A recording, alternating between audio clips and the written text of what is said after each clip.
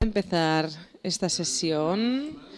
Les tienen que comunicar alguna información, según me han dicho.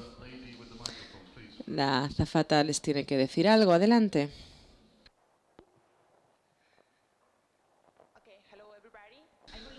Buenos días. Quisiera dar un anuncio. El certificado de asistencia a este congreso ya está disponible en la mesa de registro, en el mostrador de inscripciones. Tienen ustedes sus certificados de asistencia y los certificados de ponentes que han trabajado, que han colaborado en otros talleres. Henry López Esteru, por favor, que se ponga en contacto con los organizadores del congreso. Ayer en el lobby se encontró un pendiente. Si alguna señora ha perdido un pendiente, puede reclamarlo en la recepción del hotel. Gracias.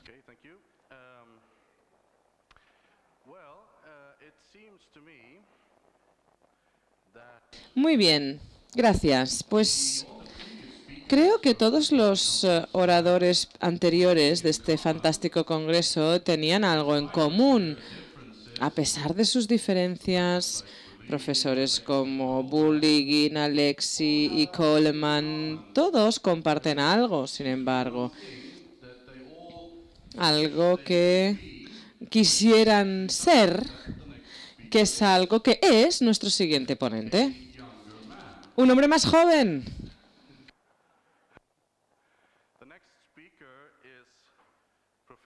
Nuestro orador es el profesor Jorge Luis Rodríguez, nacido en Mar del Plata, Argentina. Es catedrático en la Universidad Nacional de Mar del Plata y también es miembro del Grupo de Investigación en Filosofía del Derecho, aquí en Girona. Por tanto, miembro también de la Universidad de Girona. Recibió un premio por su investigación en el año 2006. Es el autor del libro Lógica de los sistemas jurídicos. Recibió el premio CONEX en 2006. Escribió Lógica de los sistemas jurídicos en 2002 y en coautoría también ha participado en muchas revistas internacionales. Es un auténtico placer darle la palabra al doctor Rodríguez. Muchas gracias, Cristian. Quisiera agradecer a Jordi Ferrer, a Marcial Pons y a todas las personas, todas las entidades que han colaborado en la organización de este brillante congreso. Es un placer y un honor estar aquí con ustedes porque el resto de los ponentes son figuras importantísimas de teoría del derecho y yo no, sinceramente no me considero de su mismo nivel. Leeré mi ponencia porque el inglés no es mi lengua materna y por tanto tengo algunas dificultades, pero para no aburrirles en exceso y para mantenerme en el tiempo que se me ha asignado, algunas partes tendré que saltarlas. Procedo a la lectura. En una decisión muy debatida en agosto de 2009, el Tribunal Supremo de Argentina declaró inconstitucional el segundo párrafo del artículo 14 de la Ley sobre el Control de Drogas, que sanciona la posesión de drogas para uso personal como un delito. Los argumentos del tribunal se centró en el alcance del principio de privacidad contemplado en el artículo 19 de la Constitución Federal y varios protocolos internacionales que tenían su clasificación constitucional. Este carácter controvertido fue reconocido por el tribunal cuando reconoció que en su propia teoría del derecho del tema había sido inestable a lo largo de los años. En el 78, en Colavini, el tribunal legitimó una pena para tal conducta. En el 86, tanto Basterrica como Capalvo, sus sentencias dieron la vuelta a Colavini y el párrafo fue declarado inconstitucional. En el 90, Montalvo, el tribunal volvió a la primera interpretación y por lo menos hasta ahora, la nueva sentencia de 2009 representaba una vuelta a la visión, un retorno a la visión que se sostenía en Basterrica. Este caso claramente se puede analizar y quisiera concentrarme en las dificultades que tienen que ver con las condiciones de verdad de los enunciados jurídicos. En Argentina es un delito tener drogas para uso personal. Esto parece que ha sido afirmado y denegado en estas distintas decisiones de altos tribunales. El problema con el que se enfrentaba el tribunal en esos casos es que, sin ninguna duda, en un caso complejo, difícil, la dificultad era de naturaleza interpretativa. De hecho, por una parte, es algo controvertido si en casos difíciles como este el derecho realmente viene determinado y, por lo tanto, si hay algo que permite valorar la verdad o falsedad de enunciados según lo que requiere el derecho. Por otra parte, el tribunal decidió en cada uno de esos casos si una pena para la posesión de drogas para uso personal podría estar justificada en base constitucional, y las palabras del tribunal no se pueden tomar como enunciados teóricos sobre el derecho, según esto. Sin embargo, consideremos un ejemplo: un catedrático de derecho o un ciudadano que dijera, por ejemplo, en Argentina el asesinato es un crimen. ¿Qué naturaleza tiene tal enunciado? ¿Es susceptible de ser falsa o verdadera? Y si la respuesta es afirmativa, ¿de qué depende esa autenticidad o falsedad?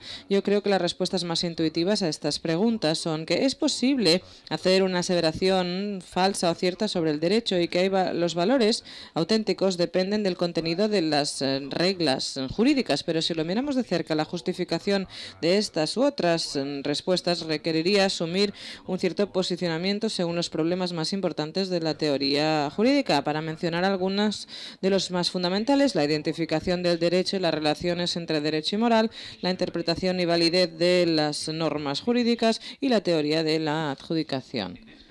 En esta ponencia presentaré algunas observaciones preliminares de este problema, de los enunciados jurídicos falsos y de su valor de genuicidad.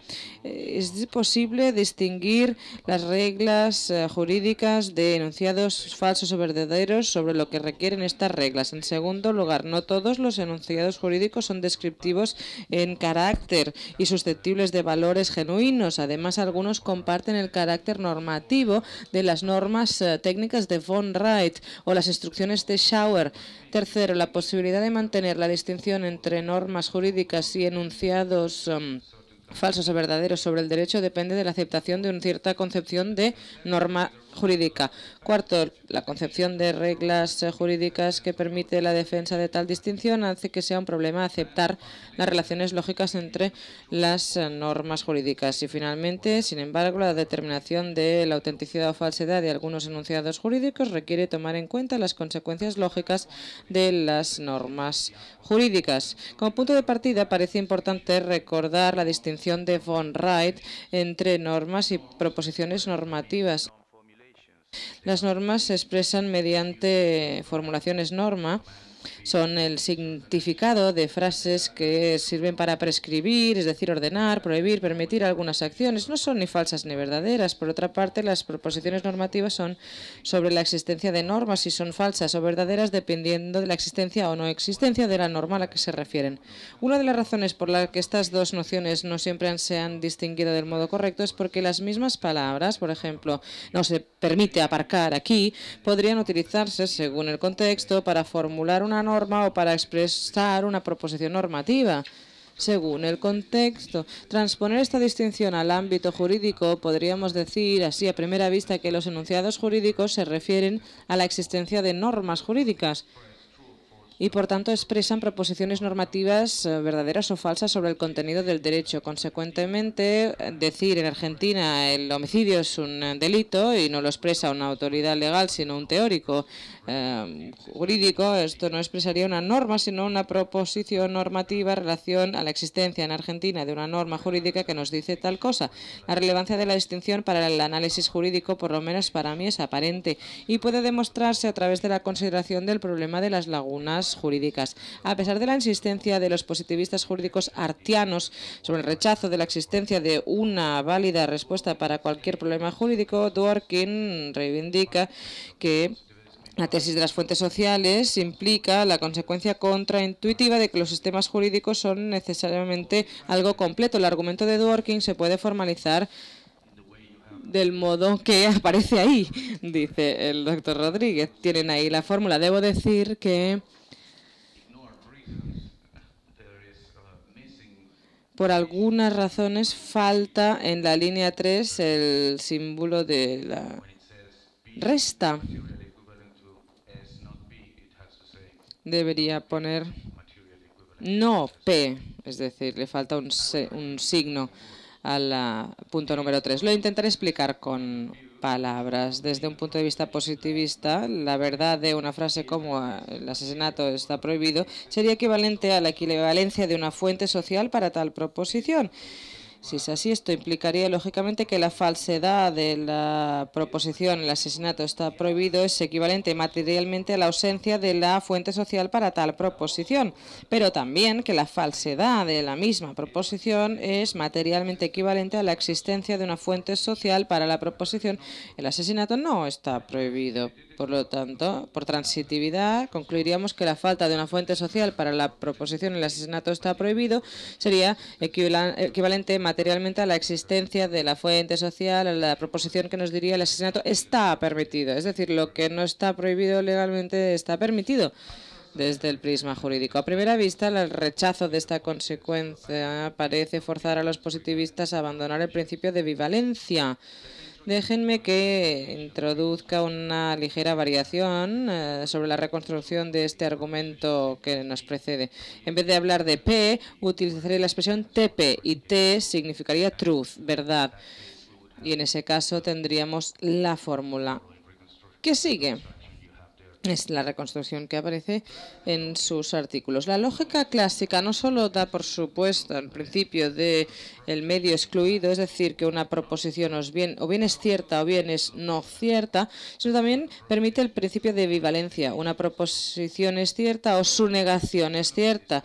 La presuposición de estos dos principios, es decir, que algo no es cierto y que su negación es cierta, es decir, la proposición es falsa, esto sería equivalente. Evidentemente, si el principio de bivalencia se rechaza, esta equivalencia ya no se sostiene. Desde el rechazo del principio de bivalencia emana que una cierta proposición puede ser cierta, falsa o ni cierta ni falsa. Y, por tanto, no cierto no puede ser un equivalente de falso. Como la fórmula nos dice, incluye no solo casos de falsedad de la proposición, sino casos en que la proposición no es ni cierta ni falsa. Por lo tanto, si rechazamos ese principio de bivalencia en cuanto a las proposiciones jurídicas, como primeros términos, eso sería no equivalente.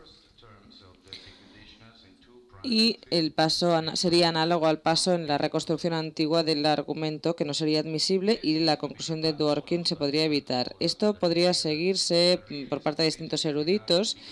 Esta tesis en cuanto a los enunciados jurídicos, implicando que son falsos o verdaderos según una realidad objetiva cuya existencia constitución es independiente del conocimiento, esto es incompatible con las tesis básicas del positivismo legal.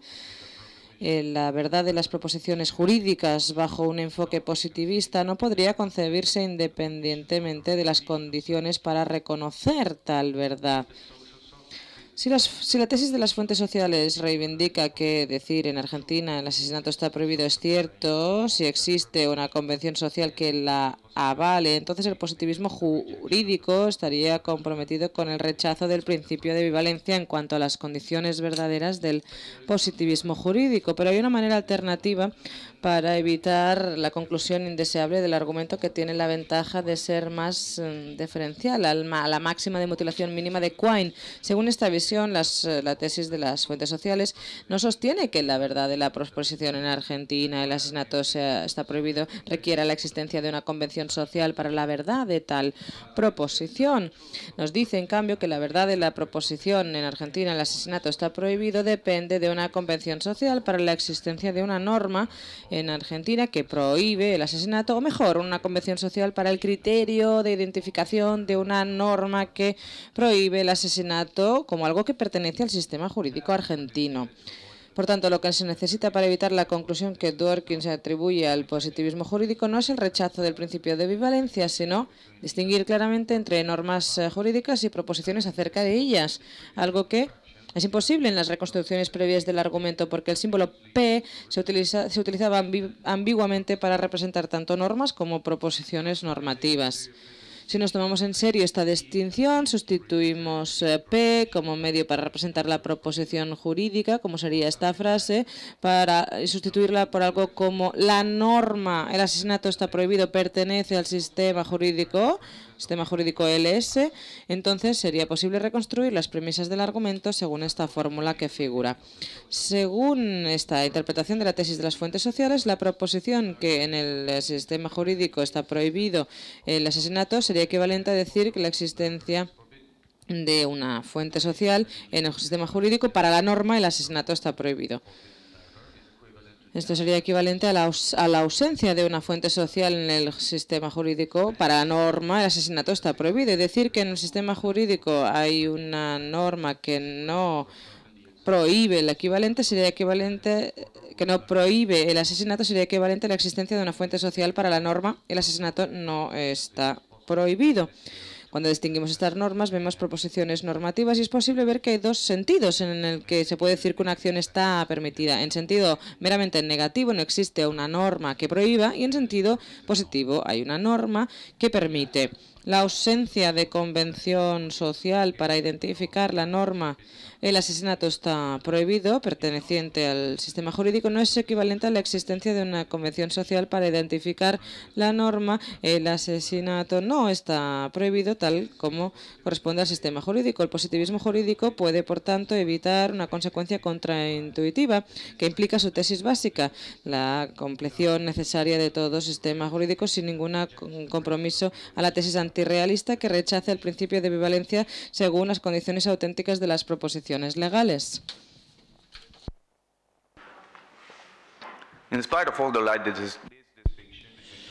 A pesar de esta distinción entre las normas y las proposiciones normativas, es capaz de analizar ciertos sistemas jurídicos, pero hay ciertas limitaciones en este enfoque simplificado.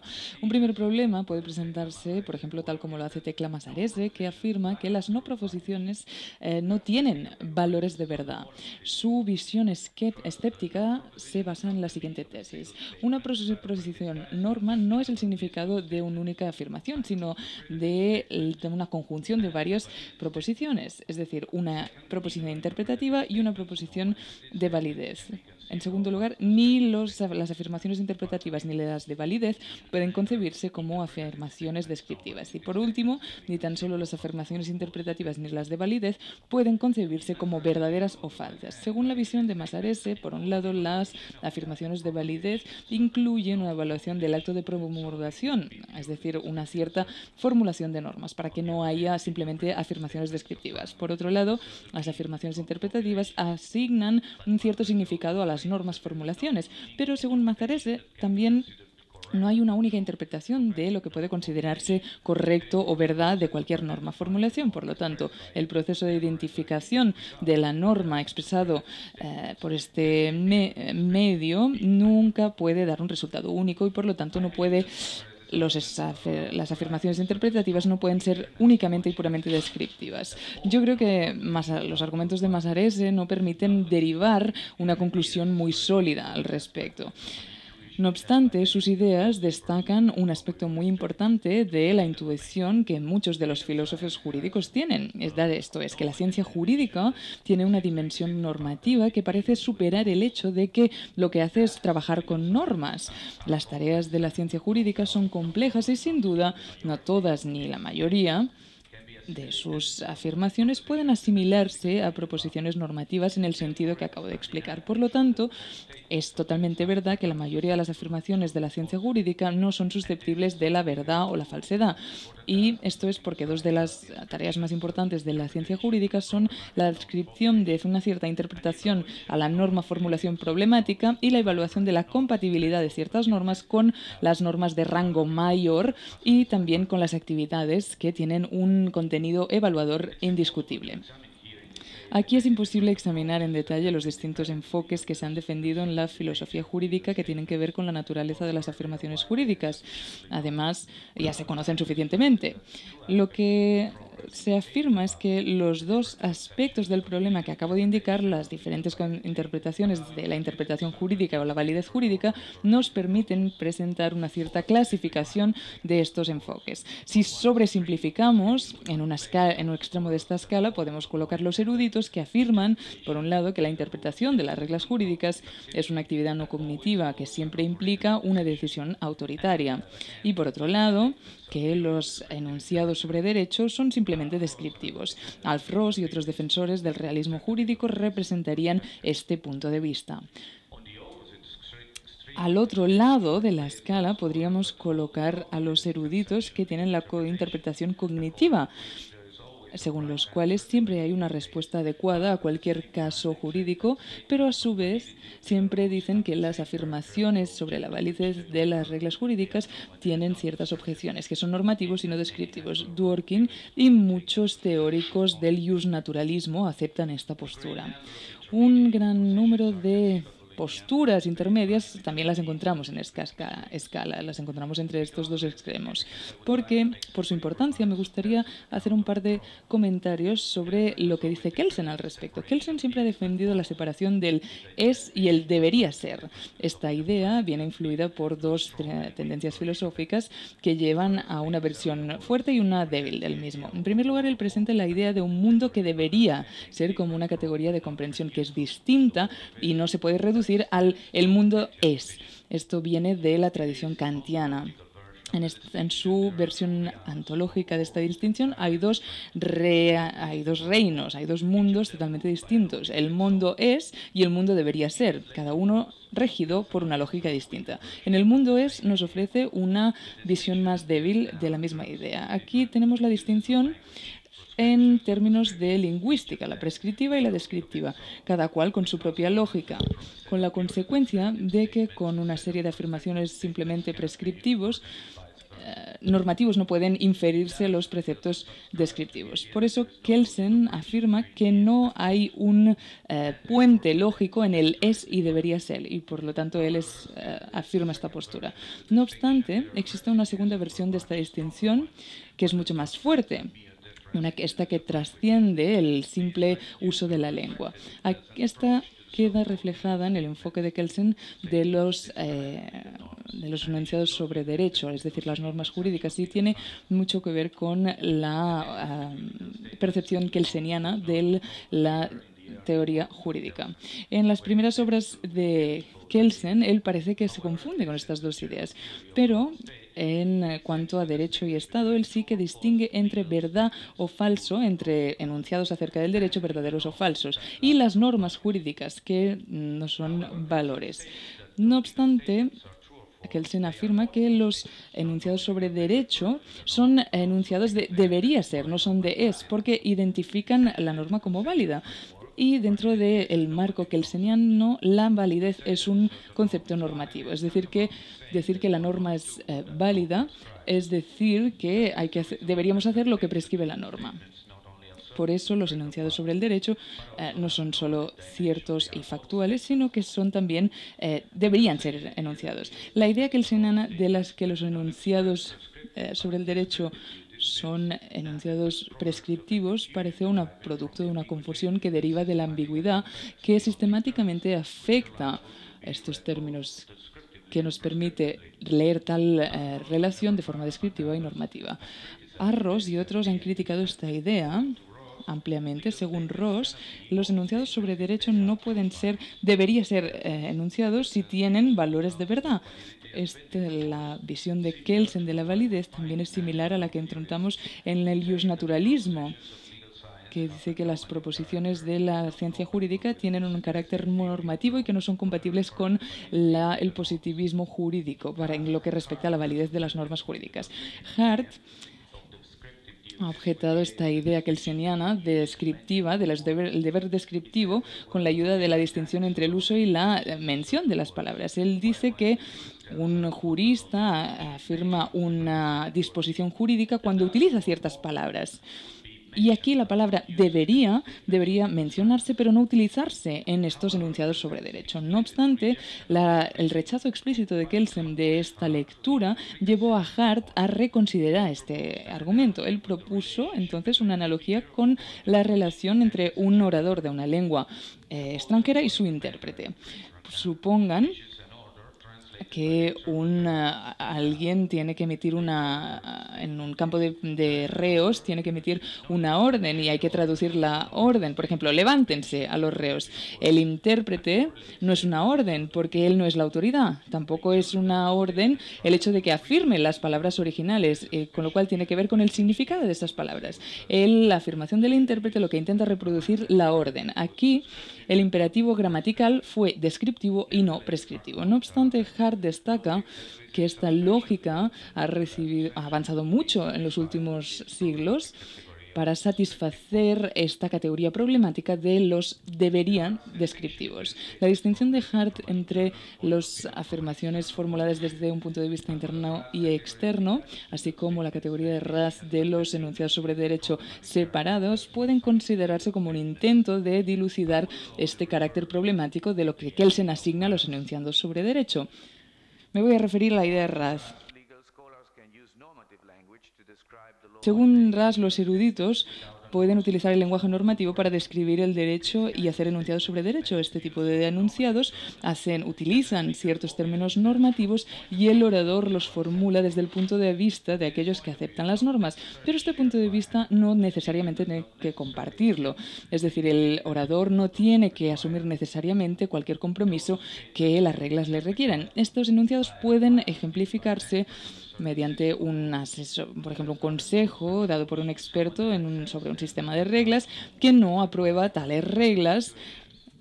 Y esto puede aplicarse en ciertas situaciones. Como Bayon ya ha citado, la posibilidad de formular enunciados sobre derecho separados o enunciados formulados desde un punto de vista nos permite ver cómo el lenguaje normativo puede utilizarse para describir un sistema jurídico sin asumir un compromiso axiológico con el mismo. Hablando de los enunciados de Ras afirma que los normativos pueden ser verdad o falsedad. Del mismo modo, Hart mantiene que los enunciados normativos son así, pero pueden utilizarse para describir el derecho. Si es así, entonces deberíamos hablar y ir más allá de los debería descriptivos de Kelsen. Así que podría decirse que la normatividad de estos enunciados separados o de los enunciados desde un punto de vista no es nada más que el resultado de utilizar estas expresiones como el debería, el deber o la obligación. No obstante, podríamos decir que estas expresiones podrían utilizarse para expresar tanto normas genuinas como proposiciones normativas.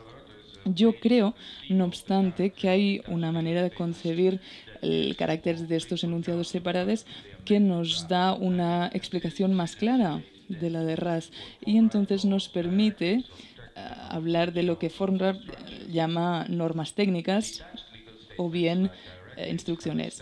Los enunciados de derecho separados, como las directivas, tienen una condición estándar y tiene que ver que cuando se menciona algo debe o no debe hacerse. Un ejemplo sería el siguiente. Si quieres satisfacer o cumplir con este sistema de reglas, deberías X. Aquí el antecedente cita el objetivo que debemos satisfacer y si lo cumplimos, de ello se derivan ciertas obligaciones. Y la consecuencia de mencionar esta acción debe o no debe cumplir con el sistema. Las directivas o las normas técnicas no son ni verdaderas ni falsas, sino que hay una conexión lógica entre ellas y ciertos enunciados descriptivos a los efectos de que la acción que se recomienda es una condición necesaria para conseguir el objetivo, expresando lo que von Wright denomina las proposiciones anancásticas. Del mismo modo, Schauer afirma que las instrucciones son opcionales de dos modos. En primer lugar, porque son aplicables solo si el agente desea tener éxito en la tarea, es decir, en nuestro caso, obedecer a un sistema de reglas. Esto es hipotético y contiene una cláusula sí explícita o implícita y limita su aplicación, por lo tanto. En segundo lugar, son opcionales porque se fuerzan a motivar nuestra conducta y esto depende de la probabilidad de que el resultado sea positivo. Si por lo contrario creemos que, por lo menos en este caso, la instrucción no llevará a ese resultado, la fuerza de la regla se evapora y nos sentiremos libres de ignorarla. Según Shawar, la razón es que las instrucciones funcionan como reglas de oro, es decir, que son unas guías fantásticas para casos ordinarios, pero no las asumen ni tan solo aquellos que las aceptan, ya que expresan que cualquier presión normativa qua reglas, si las creemos, a pesar de que la guía que nos ofrecen, si el objetivo deseado no se va a cumplir, no las aplicamos. Esto tiene que ver con la eficacia de las directivas, que depende de la verdad de las proposiciones anancásticas que se presuponen de las mismas. Si fueran falsas, la eficacia de la directiva desaparece y, lo que es lo mismo, su fuerza de motivar a nuestra conducta desaparece también. En esta interpretación, estos enunciados sobre derechos separados no son en sí mismos verdaderos o falsos. Lo que sí lo son es la información que se presupone en lo que respecta a las reglas del sistema jurídico. Y son enunciados normativos en el sentido de la normatividad que es atribuible a las reglas de oro. Esto obviamente aporta una diferencia práctica, pero no nos dan razones genuinas para la acción, sino que nos dan razones para creer en la existencia de las razones para actuar. Muchos enunciados formulados por eruditos jurídicos pueden interpretarse de este modo. Como he dicho antes, las tareas de la ciencia jurídica son complejas y muchos de estos enunciados no son susceptibles de ser verdad o falso. No obstante, si rechazamos una concepción escéptica y radical de la interpretación, es decir, según que el derecho es absoluto y indeterminado, y aceptamos que por lo menos hay un sentido de la validez según el cual toda norma cualificable es válida, simplemente indica que algo pertenece a un cierto sistema normativo, entonces admitimos la posibilidad de afirmar que por lo menos hay unas ciertas proposiciones normativas que son ciertas sobre el contenido del derecho.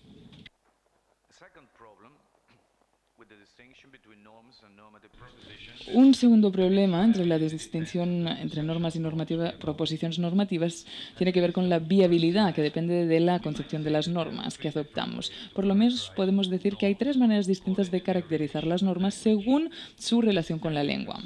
Una concepción sintáctica en la que las normas se identifican con entidades lingüísticas, frases en las que expresiones normativas como obligatorio, permitido, etc. se utilizan.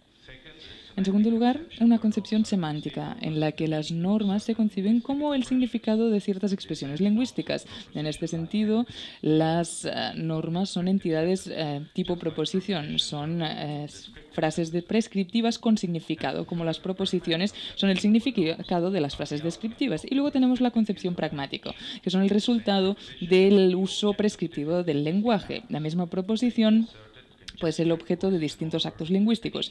Puede afirmarse, cuestionarse, ordenarse, y esto producirá obviamente resultados distintos.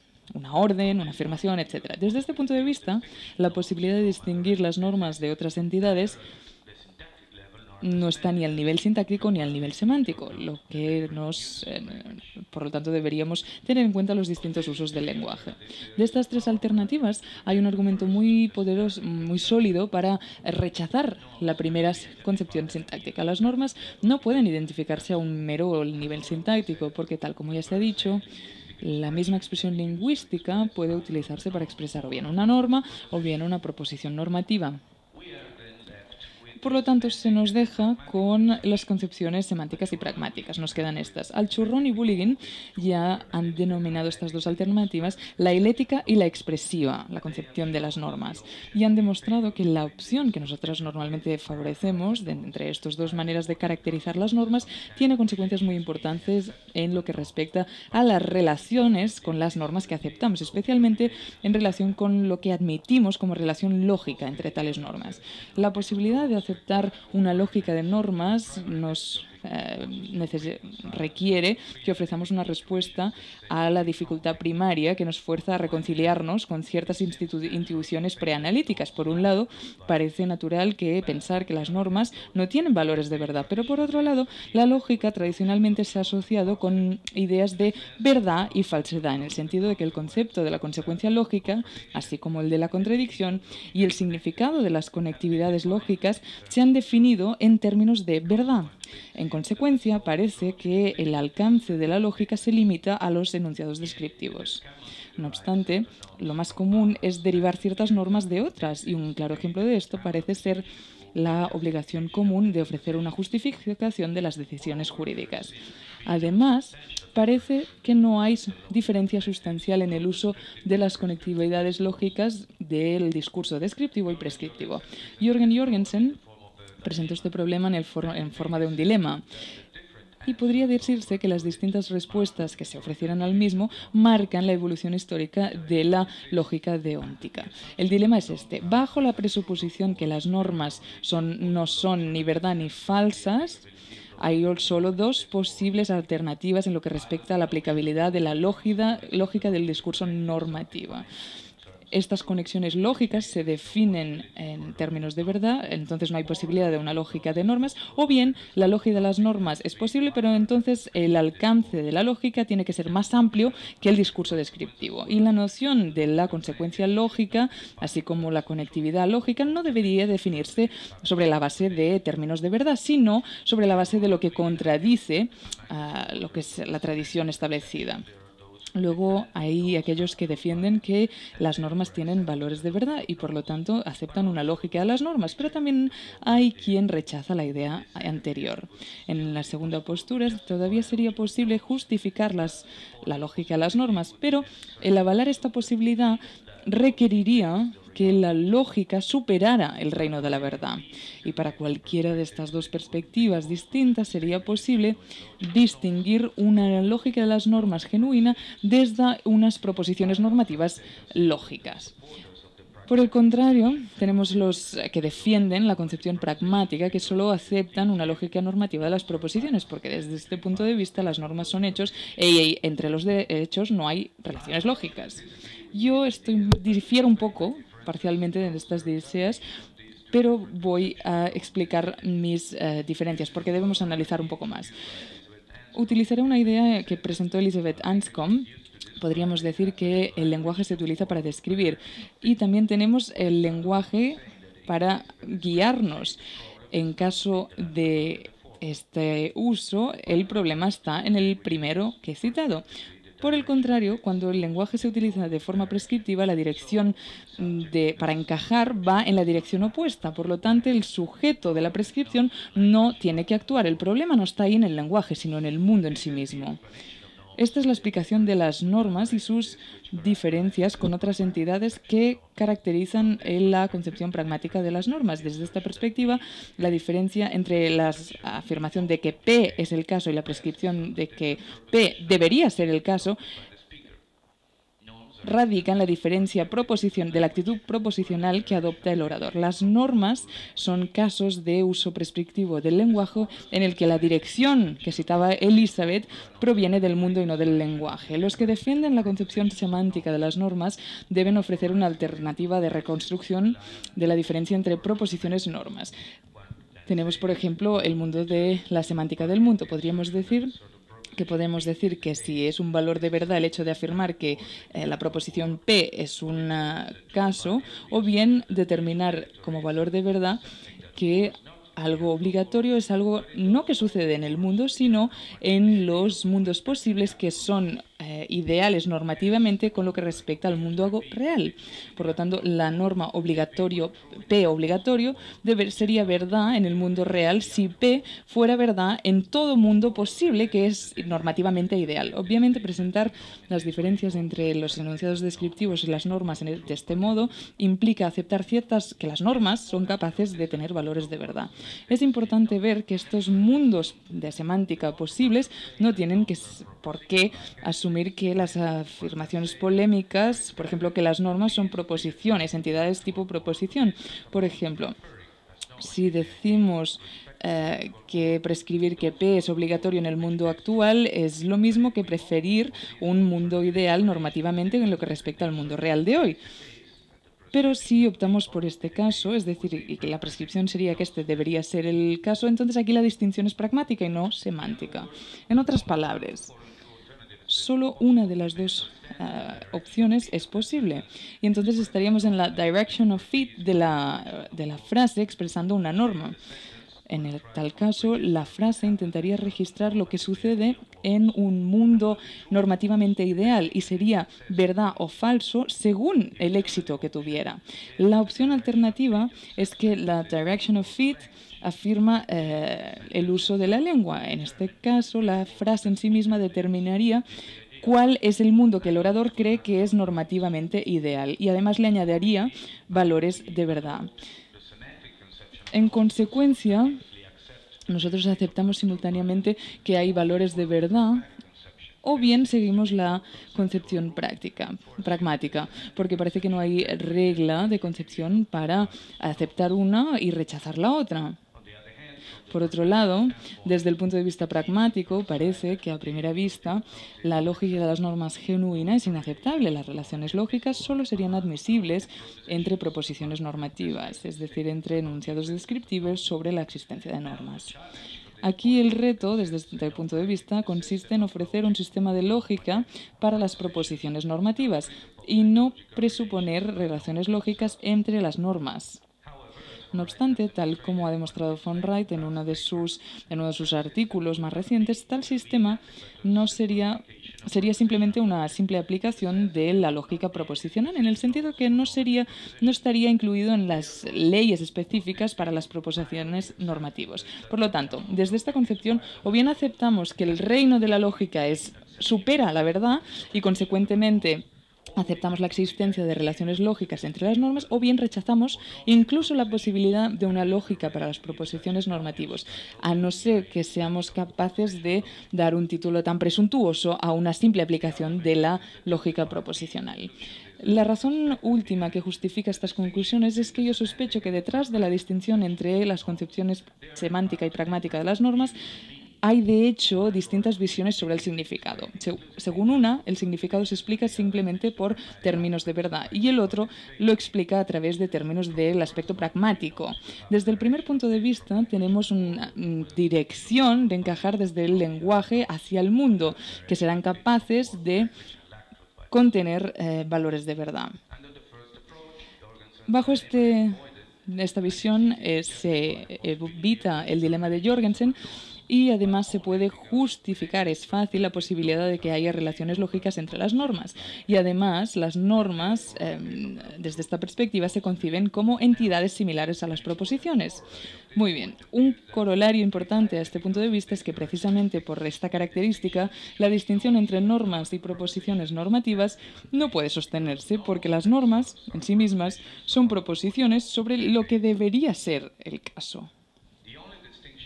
La única distinción que podemos sacar de aquí es entre la afirmación de que P es obligatoria según las normas de un sistema normativo concreto y la afirmación de que P es obligatoria como simpliciter, es decir, entre proposiciones normativas relativas según lo que debería ser el caso y lo que debería ser el grupo de normas, y una proposición normativa absoluta, es decir, teniéndolo todo en cuenta.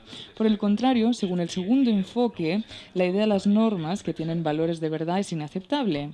Desde este punto de vista, es sin duda posible mantener la distinción entre las normas y las proposiciones normativas, pero o bien rechazamos la existencia de relaciones lógicas entre las normas o bien tenemos que afrontar el dilema de Jorgensen a través del segundo,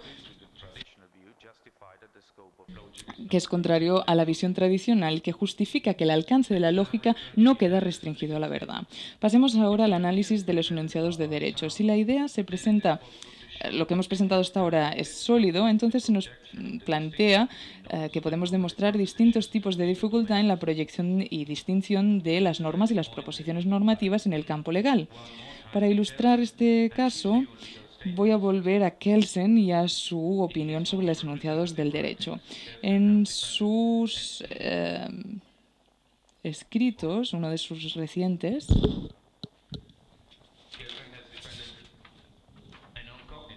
Kelsen ha defendido una concepción no cognitiva de las normas según los valores de verdad. En la segunda edición de Pure Theory of Law afirma que la lógica no puede aplicarse directamente a las normas. No obstante, los principios lógicos y la idea de la contradicción, en su opinión, son indirectamente aplicables a las normas jurídicas a través de su aplicación en los enunciados sobre derecho que las describen.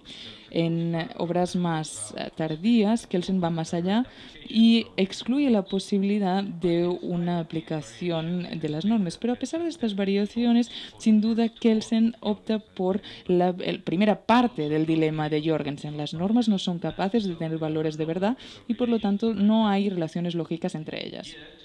No obstante, el problema con esta idea es que el análisis de lo que requiere el derecho, por lo menos en algunos casos, hace necesario que tengamos en cuenta no solo el contenido de esas normas que explícitamente han sido adoptadas por ciertas autoridades, sino también algunas de sus consecuencias lógicas. La expresión sistema jurídico se utiliza muy a menudo para referirnos a la reconstrucción del grupo de normas que son relevantes para un cierto caso. Esta reconstrucción precisamente quiere tener la reconstrucción de estas consecuencias y aplicar ciertas normas según abordando un problema práctico específico. Es decir, quiere identificar una operación que los eruditos llevan a cabo cuando examinan aquello que se emana del derecho o de una disposición jurídica en un caso difícil. Aquí la relación lógica consecuente es la estructura sistemática.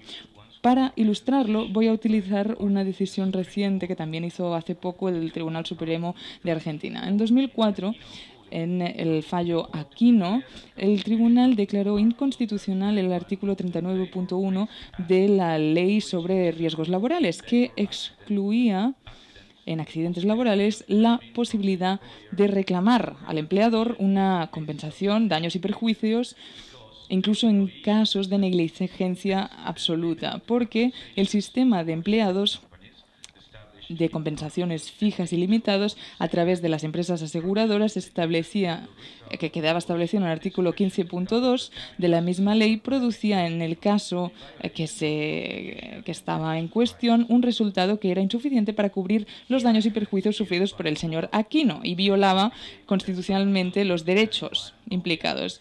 El artículo 39.1 de la ley en sí mismo no se consideraba incompatible con la Constitución en términos abstractos, porque si el sistema de seguros de compensación fuera más amplio y no se quedara restringido a las cuestiones limitadas que tenían en cuenta, es decir, que tuviera en cuenta la responsabilidad de un empleador en un sistema más eficiente.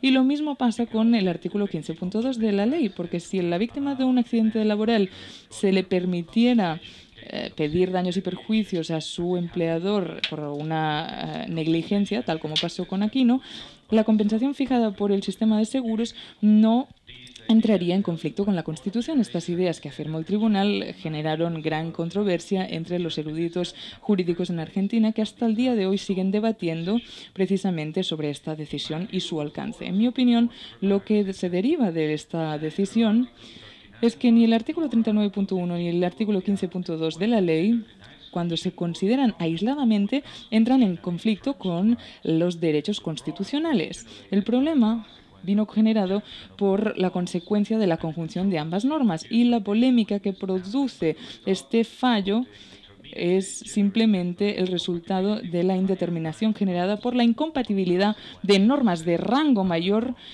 de una consecuencia con un grupo de otras normas, es decir, que cada cual de ellas son compatibles si no se observan aisladamente. Si analizamos este caso tan complejo, entonces necesitamos tener en cuenta no solo las normas aprobadas, sino también las consecuencias que se derivan de tales normas. Para resumir, he intentado mostrar la distinción entre las normas jurídicas que no tienen valores de verdad y aquellos enunciados sobre derecho que son verdaderos o falsos, y con una concepción de las normas dentro del cual es difícil justificar la existencia de relaciones lógicas entre las normas. No obstante, los enunciados sobre derecho de eruditos jurídicos en muchos casos no están relacionados con las normas que se han aprobado jurídicamente, sino con sus consecuencias. De hecho, lo que se deriva de estas consecuencias que emanan de las normas jurídicas aprobadas parece ser una tarea muy importante de la ciencia jurídica.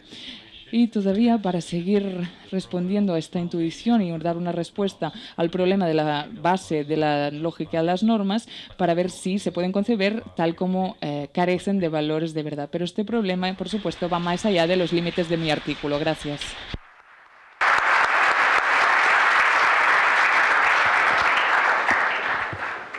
Okay, thank you very much for this. Muy bien, muchísimas gracias por esta ponencia excelente. Tenemos un poquito más de media hora para el debate. Antes de parar para el almuerzo a la 1, le damos la palabra a Scott, en primer lugar. Gracias, me ha parecido realmente interesante. Quería preguntarle por su interpretación sobre los enunciados jurídicos como normas tácticas. Una razón para el escepticismo, de si esto es una interpretación adecuada o no, es que ignora, digamos, obvia la categoricidad del derecho, la idea de que la normatividad del derecho, si te da razones, independientemente de lo que quieras. Así que, en realidad, no importa si no quieres o no quieres cometer un homicidio, se supone que no has de hacerlo, es lo que te está dictando el derecho. Así que, por ejemplo, digamos, para ser concretos, ¿no? Que el juez le dice al homicida condenado, ahora tienes que ir a la cárcel durante 20 años, ¿no? Pongamos, por ejemplo. Y eso es un enunciado desapegado, ¿no? Es un enunciado jurídico. No sé si lo entendí bien. Si usted quiere ir de acuerdo con la ley, entonces está sujeto a ir a la cárcel. Pero claro, así es como llegamos hasta aquí, ¿no? Tampoco es eso tarea del juez. Sería algo irracional decirle al homicida condenado, si quieres estar dentro de la ley, tienes que ir a la cárcel. ¿Qué importa? Es que no importa si quieras o no, es tu obligación y esta es tu condena. No sé, quizás solo una... o me falta alguna pieza del rompecabezas, no lo sé. Es cierto que un enunciado que formule la norma técnica queda implícito, ¿no? Es lo que implica este enunciado independiente o aislado. No sé, es mi preocupación. Intentaré dar una explicación de por qué se produce esta ambigüedad, lo que a mí me parece una ambigüedad en el análisis de Rath. Los enunciados independientes son normativos, pero son o bien falsos o bien verdaderos. Mi idea es la siguiente, quizá hay algo que me pierda, pero la idea de normas técnicas, reglas térmicas, directivas, según Fonright, instrucciones, según Schauer. Esto puede tener en cuenta esta conexión con los valores de autenticidad y preservar de todos modos el carácter normativo de un enunciado acerca del derecho independiente. Estos enunciados son normativos, pero son normativos porque su normatividad es un tipo de normatividad especial, digamos, que se podría comparar con, no sé, digamos, una regla de oro, ¿no? Un patrón oro. Porque la fuerza normativa se basa de estos enunciados en algunos presupuestos, en alguna información sobre las normas del sistema, y esta información depende evidentemente de la fuerza normativa del enunciado acerca del derecho. No sé si es una buena reconstrucción para comparar los enunciados independientes acerca del derecho con instrucciones o normativas, directivas normativas. A mí me llevaba a pensar que me permitía, en cierto modo, comprender esta extraña conexión entre falsedad, verdad y poder normativo.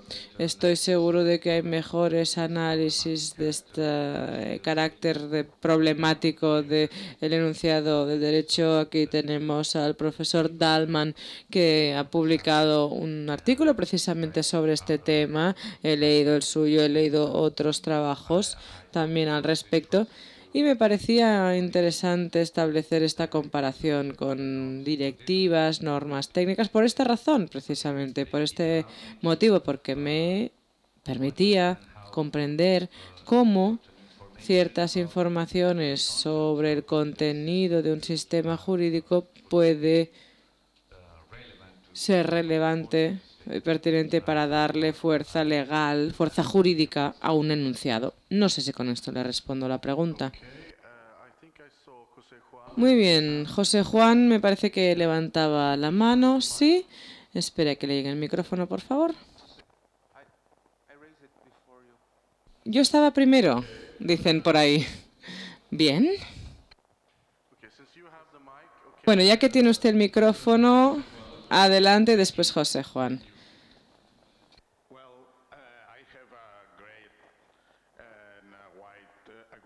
Gracias, estoy de acuerdo con lo que decía Jorge.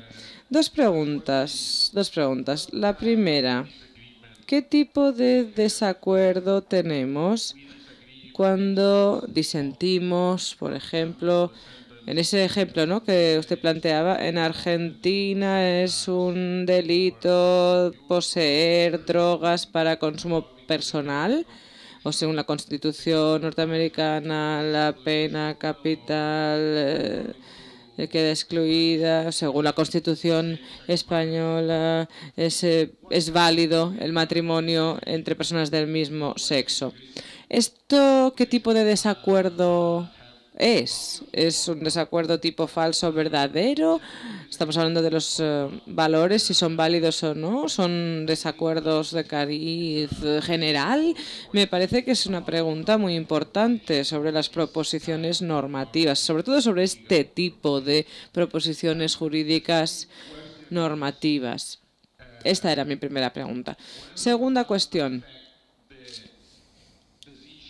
Si afecta o no la decisión del curso de las cosas, este tipo de proposiciones. Si el Tribunal Supremo de Argentina dijera, y como dijo efectivamente, así se pronunció, que esta proposición es cierta o es falsa, o se decidiera en un lugar por una cosa o por la otra, esto afectaría el valor de autenticidad de la proposición, y si no, ¿cuál es el papel del tribunal en tales situaciones? Gracias. ¿Qué tipo de desacuerdo?, preguntaba usted. Creo que podría haber un desacuerdo teórico sobre el contenido de nuestras prácticas normativas. Me explico. Podríamos restringir nuestra interpretación de la tesis de las fuentes sociales a un entendimiento según el cual necesitamos acuerdo, necesitamos consenso en los casos de aplicación de una regla jurídica, pero a mí me parece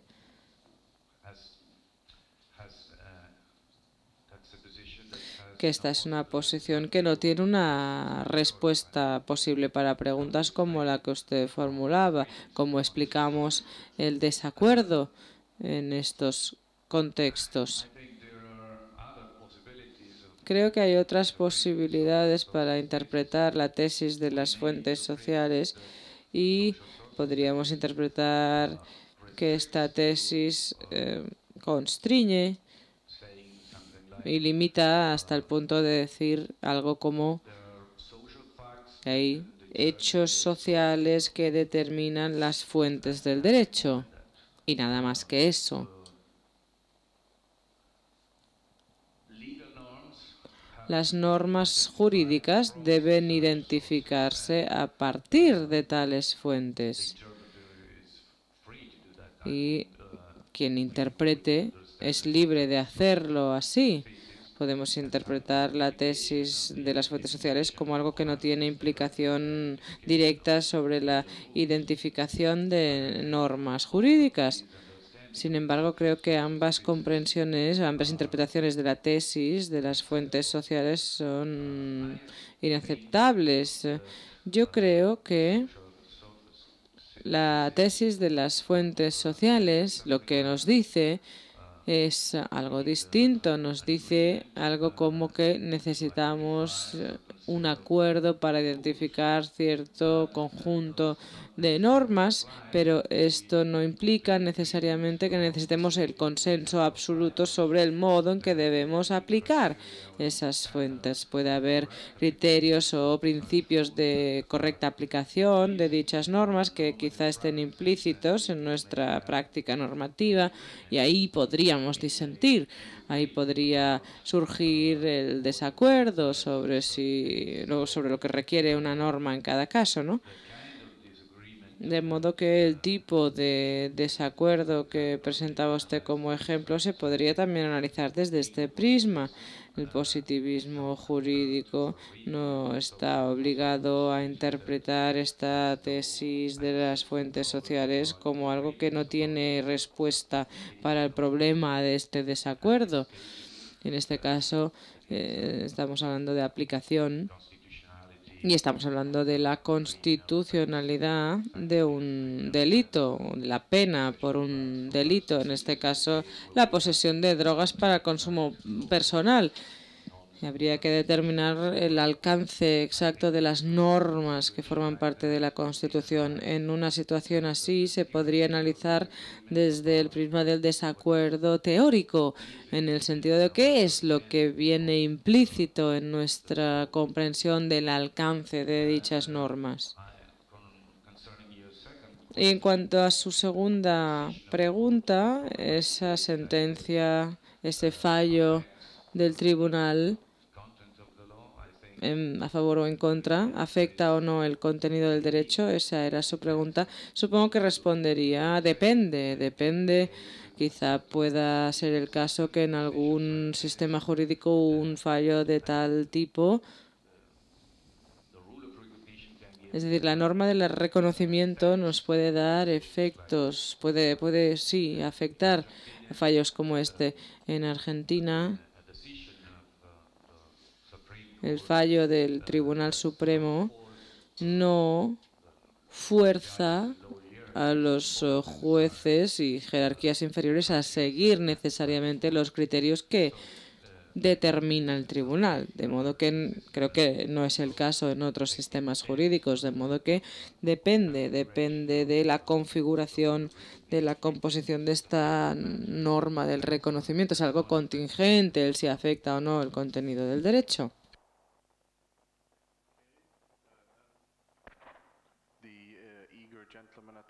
Este señor tan impaciente del fondo de la sala ya tiene la palabra.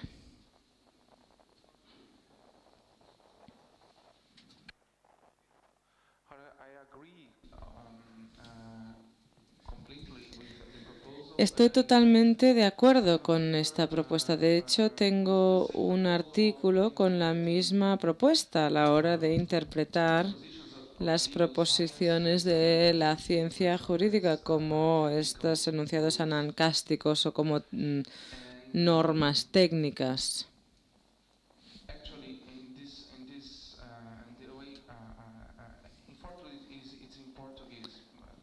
El artículo, por cierto, está en portugués, lamentablemente, pero la propuesta que yo aplico es que aplico la lógica de Van der Wecken y utilizo el ejemplo de Hart. cuando el intérprete traduce la orden en alemán por levántese, la sugerencia es que la descripción por parte del intérprete tiene dos objetivos. En primer lugar, describe el acto ilocucionario, la fuerza ilocucionaria al decir eso es una orden, y también describe el contenido de dicha orden. Y el contenido es: tiene usted que ponerse en pie. Si vemos esta fuerza ilocucional, esto significa que esta fuerza de la descripción la convertiría no en una descripción, sino en una norma técnica. Al decir que es una orden y cuál es el contenido de esta orden, qué es lo que se tiene que hacer. Entonces le dice lo que tiene que hacer para cumplir con esa orden. Y respondiendo al comentario de Scott, de hecho, en este discurso no se espera que el sujeto, que el individuo quiera o no quiera cumplir la orden. En este discurso se da por sentado, se presupone, se da por supuesto que el individuo va a cumplir la orden. Es el discurso de la ciencia jurídica que se dirige a aquellos que quieren cumplir y no se fija, digamos, o no aborda a aquellos que no quieren cumplir. Y estos son los conceptos que se aplican a este discurso, a esta lógica, porque es un discurso que quiere o pretende guiar la conducta, y si es así, si se guía el comportamiento y la conducta mediante este discurso, no se pueden dar recomendaciones que entren en conflicto, de modo que se aplica a la lógica. El problema que veo con esta propuesta que se nos hace no es lo que sugería Scott, sino que me permitiré explicar una pequeña anécdota. El problema viene en ese ejemplo. El general MacArthur está en Japón, ¿de acuerdo? Un chiste. Y da una conferencia ante un público japonés y cuenta un chiste larguísimo, el general MacArthur. Termina y el intérprete o la intérprete dice 2 palabras en japonés y todo el mundo se echa a reír. Entonces se intriga a él y le pregunta al intérprete: ¿cómo has traducido mi chiste, que era tan largo, y lo has reducido a 2 palabras? Y el intérprete le dice: es que dije al público, era un chiste, ríanse, por favor. ¿Qué es lo que nos dice este chiste? ¿Qué nos cuenta esta historia? Pues que quizá fue un enunciado anancástico satisfactorio, ¿no? Por parte del intérprete, le dijo al público: esto es un chiste, ríense, ¿no? Hagan esto. Y eso hace que cumpla el público con lo que él quería. Pero no diríamos con esto que sea, no sé si lo transportamos a la ciencia jurídica, si ocurriera algo así en el que se ha de dar una orden, haga usted esto. Y claro, el sujeto no es exactamente lo mismo. Es el sujeto si quiere o no quiere seguir esa instrucción, si quiere cumplir o no esa orden, no al lugar. Y ese es el comentario que yo tenía que hacer. No tengo la solución, no sé cómo se resolvería, pero recuerdo que en el trabajo de Hart, cuando revisita a Kelsen, en primer lugar utiliza la idea de la hipótesis de utilizar y mencionar, y a Kelsen no le gusta esto, pero luego al final del trabajo dice: bueno, quizás me equivoqué, quizás no esté en lo cierto y quizás el enfoque más correcto sería decir que el traductor, que el intérprete representa la orden, en cierto modo. Por tanto, la ciencia jurídica sería una representación de la orden de las autoridades. Y quizá hay algo de cierto ahí, quizá, claro, no se explora más allá, es una noción, pero me preocupo por si ese es el enfoque, ¿no? Esa es mi preocupación, que sean enunciados anancásticos, que tengan un efecto de perlocución, ¿no? Y que sea satisfactorio, que triunfe como medio discursivo, pero que no sé, no sería una genuina descripción del hecho de que, uno, es una orden y dos, esa orden lleva un contenido dentro. Y es un problema que me parece de lo más interesante. No le puedo responder a todos estos problemas, lamentablemente. Yo le agradezco sobremanera su ayuda al responderle usted a Shapiro, pero esa sugerencia, comparar los enunciados independientes acerca del derecho con directivas, normas técnicas, es insuficiente en tanto que análisis. Simplemente quería hacer hincapié sobre esta idea. En algunas circunstancias la información puede marcar una diferencia en términos prácticos, pero aparte de esto, estoy seguro de que se necesitaría refinar mucho más todo esto. Gracias, Pierluigi. Tengo una pregunta con lo que dice usted en la página 20. Si rechazamos la interpretación radical, entonces deberíamos admitir la posibilidad de por lo menos alguna proposición normativa genuinamente cierta sobre el contenido del derecho. Es una pregunta, sospecho que quizá ahí utiliza una teoría de la interpretación defectuosa, digamos la teoría Bulligin, llamémosla así. Cuando un jurista interpreta algo, efectivamente, aunque el sentido, el significado sea literal, se toma una decisión en base a eso. Utiliza una interpretación, no la menciona, la utiliza, la hace y emite un fallo. Si no, podría ser algo como registrar interpretaciones previas, hacer hipótesis, hacer conjeturas, no sé, sería otra cosa, ¿no? No sé si me podría ayudar. ¿Cuál es, pues, su teoría de la interpretación en esta frase que le he leído de su trabajo en la página 20?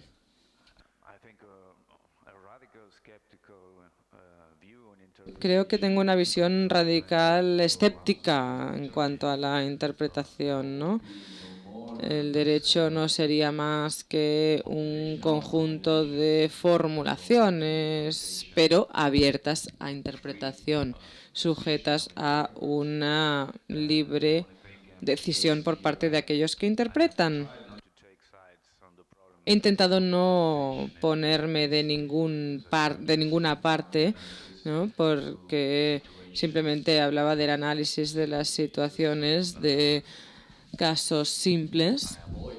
Evité los problemas como el que presenté, utilicé el ejemplo del Tribunal Supremo en Argentina, lo empleé en la primera página de mi trabajo porque quería excluir esas situaciones,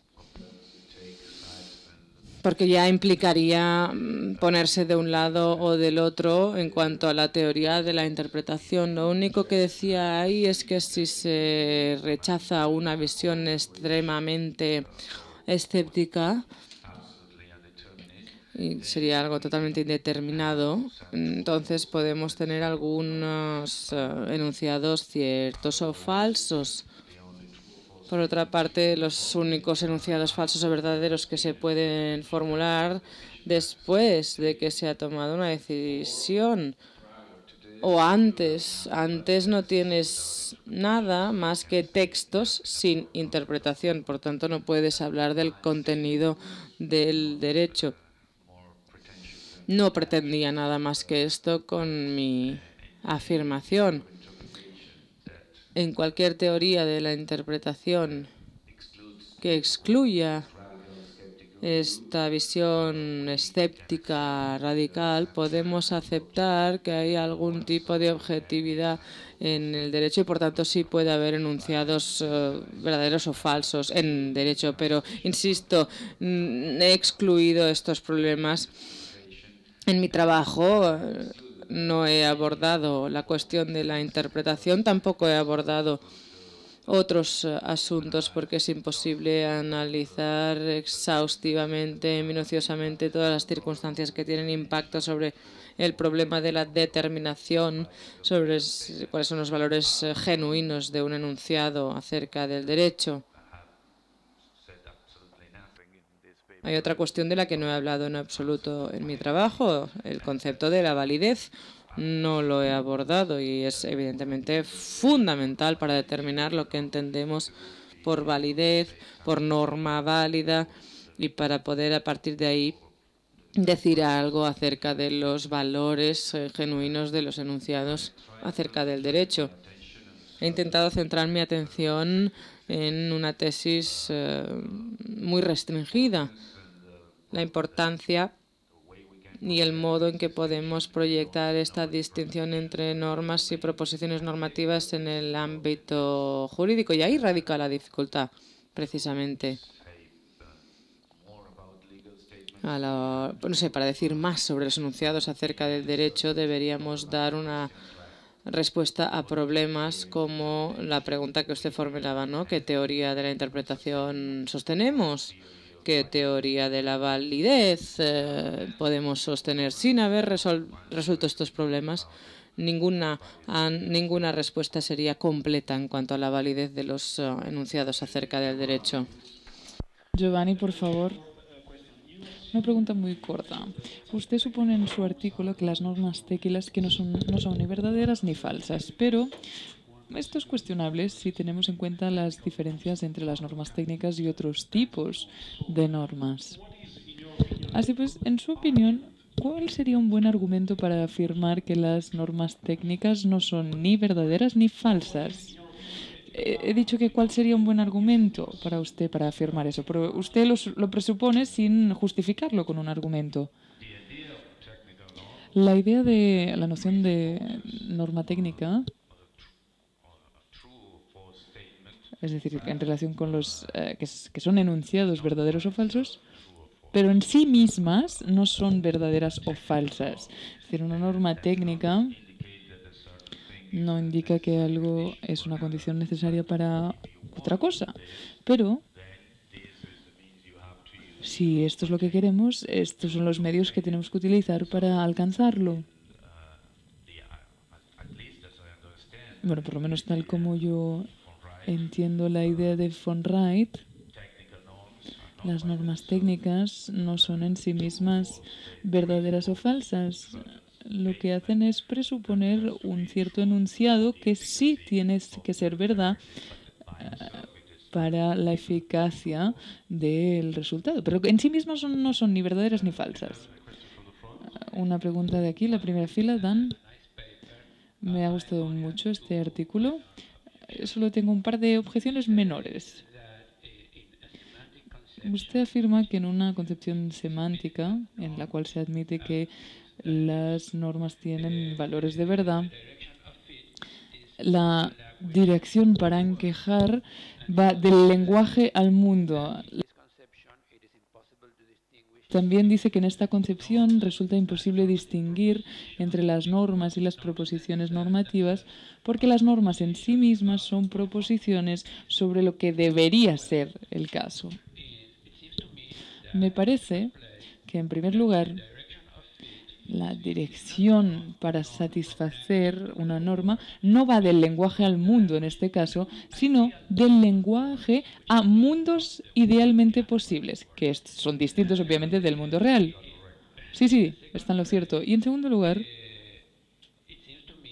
me parece que resulta posible distinguir entre normas y proposiciones tipo normas, porque las proposiciones tipo normas no son proposiciones sobre lo que debería ser en un caso concreto, sino que las proposiciones tienen que ver con lo que las normas dicen que debería ser tal caso. Pero si es posible que existan normas verdaderas, también debe ser posible que haya normas falsas. Y a su vez es posible que una proposición normativa diga que una norma afirma que X debería ser el caso, pero es falso que eso debiera ser el caso porque la norma es falsa en sí misma.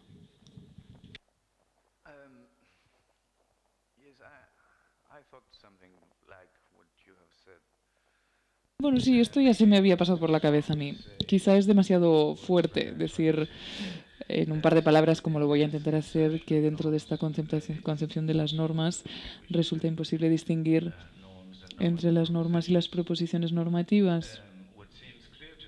Lo que me parece que sí que está claro en este caso es que la distinción pierde parte de su sentido, porque la importancia de la distinción radica en el hecho de que una proposición normativa describe el contenido de una norma, y las normas no son enunciados verdaderos o falsos. No obstante, creo que si presuponemos esta concepción semántica, o como la quieran llamar, de las normas, según la cual las normas son entidades tipo proposición, podemos distinguir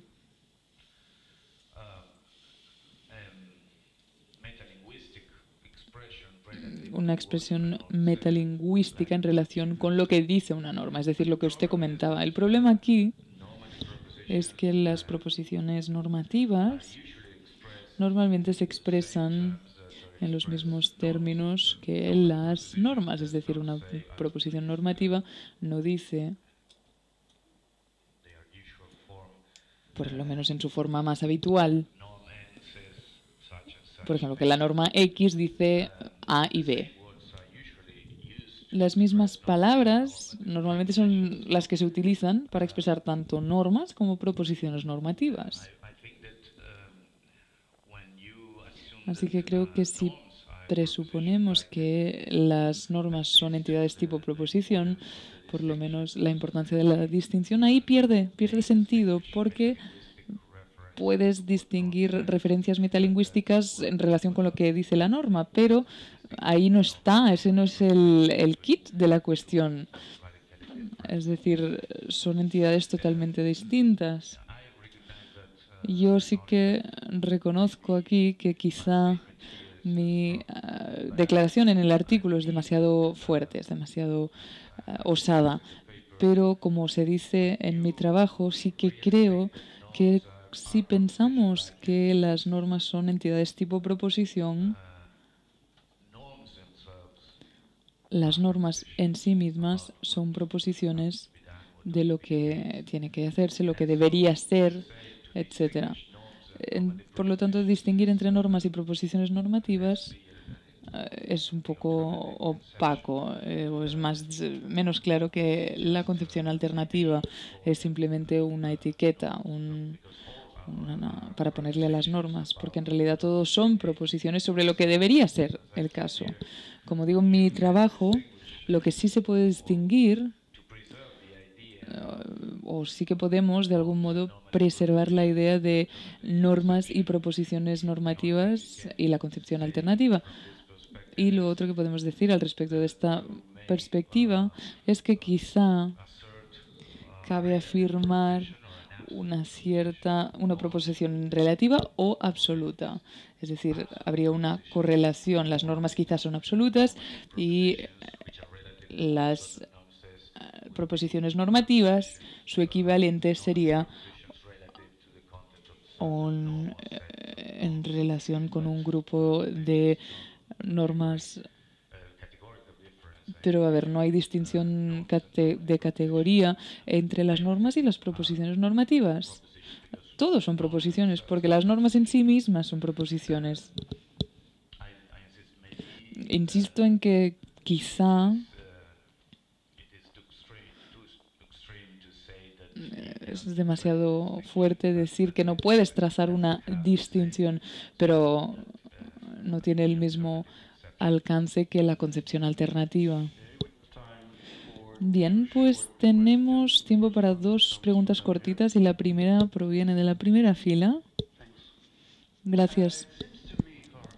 Me parece, Jorge, que hay un error muy claro en la página 1 de su artículo.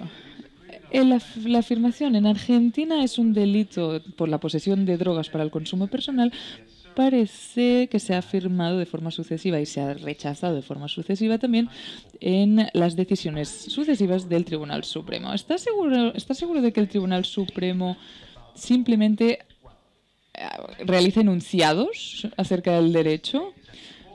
Quizá este error no es importante, es simplemente una formulación no muy acertada, pero quizá no. Y por eso, bueno, quiero llamar la atención sobre este punto. Quizá lo que supone aquí, a ver, digamos, una concepción equivocada o mala de la proposición normativa. Por ejemplo, el concepto kesiniano de las proposiciones normativas nos concibe estas proposiciones normativas como que describen obligaciones, derechos, obligaciones, etc. Pero ¿por qué no concebirlas de forma más sencilla como una proposición que describe el derecho en vigor? Es decir, que sus actitudes, sus creencias, sus comportamientos de los oficiales públicos o de los trabajadores o algo similar.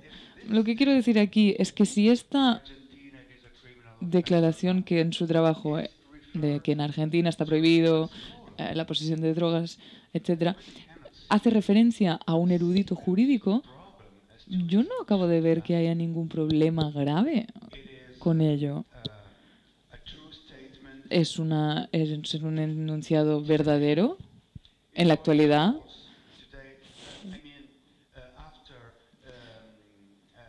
¿Fue falso después de la última decisión del tribunal? También fue falso en el 78 y siguió siendo falso hasta el 86, etcétera. ¿Qué hay de malo en ello?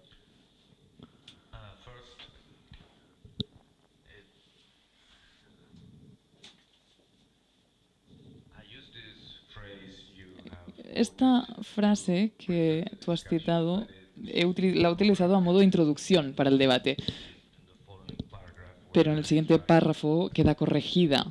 En el siguiente párrafo intento esclarecer que las afirmaciones, declaraciones del tribunal no pueden tomarse como enunciados teóricos del contenido del derecho.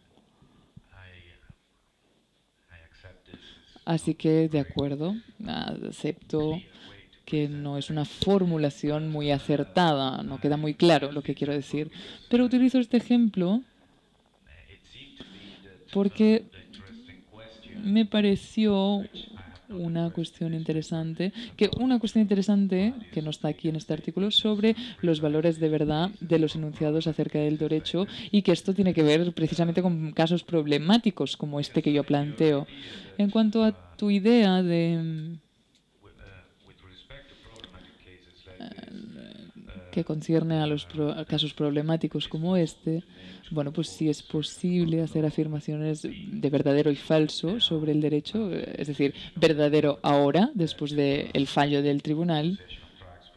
La posesión de drogas para el consumo personal no es un delito en Argentina, vale, pero dudo un poco a este respecto porque, bueno, insisto en que por lo menos el efecto de las decisiones judiciales en lo que respecta al contenido del derecho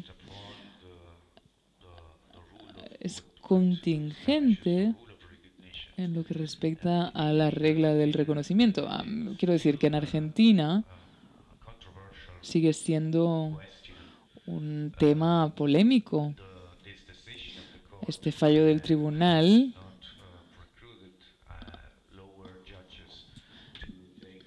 no ha llevado a jueces menores de tribunales menores a tomar decisiones que sean incompatibles con lo que falló el tribunal en este caso.